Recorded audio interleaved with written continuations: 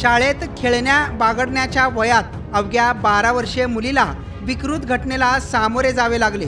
घरात एकटी असल्याचा फायदा घेऊन तिच्यावर तरुणाने अत्याचार केला। यातून त्या संबंधित 12 वर्षीय मुलीने एका बाळाला जन्म दिल्याची माहिती समोर आली आहे।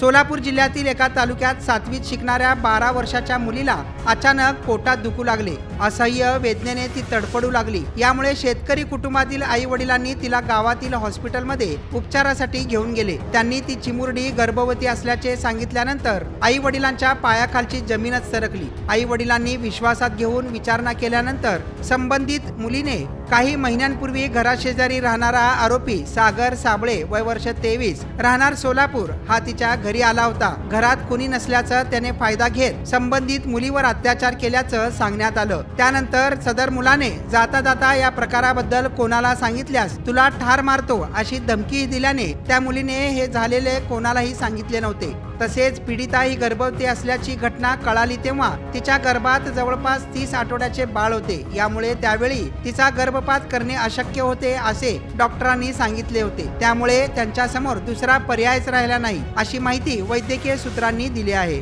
आता जन्मलेले बाळ दत्तक प्रक्रियेसाठी समर्पण करण्यात आल्याची माहिती देखील समोर आली आहे।